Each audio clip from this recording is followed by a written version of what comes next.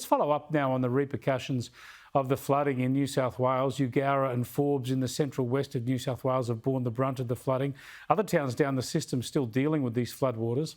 Tom Green runs a property outside Forbes. It's a sheep, wheat and canola property, and he faces losing half of his harvest. Not the sort of crops you normally lose to flooding. Tom Green joins me now. Sorry to hear about the situation you're in, Tom. It's not very often a wheat sheep farmer gets wiped out half the crop from flooding. It just shows how widespread this flooding must have been. Yeah, thanks, Riz. Yeah, look, it's just been huge. It's certainly been another level, this flood. It's sort of just smashed everything the second time round. I just got into another part of the farm and there's, a lot of infrastructure and fence damage, a lot more than I thought there was going to be. So anyway, we'll wait and see. You've got a lot of costs in dealing with that. What was the crop looking like this year before the flooding? Oh, look, a lot of the crop was looking really good. Especially on where it had got through the rainfall and drained, and so they were bumper crops. And unfortunately, those ones are the ones that have sort of got smashed by the flooding.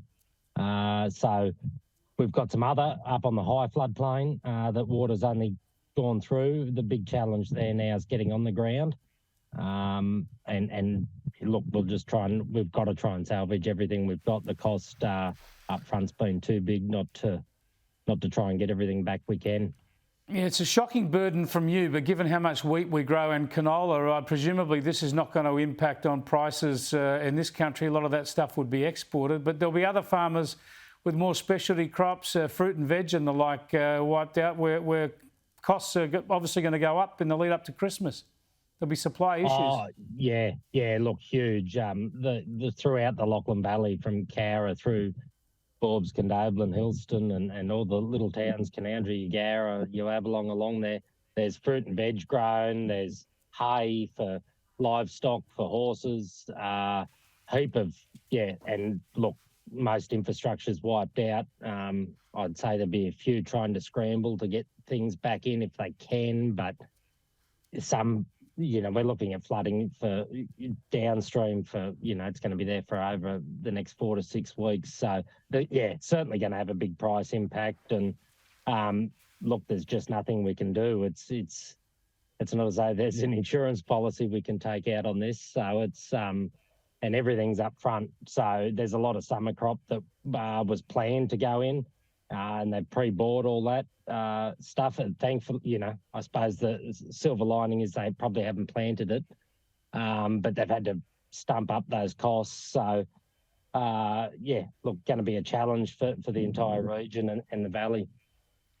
Tom, we're all sorry for what you've gone through, you and others in your situation, but we do admire your attitude. It's just back up, fight up, fix up, and fight for another year, another season. Thanks so much for joining us. Yeah, not a problem, Chris. Thanks.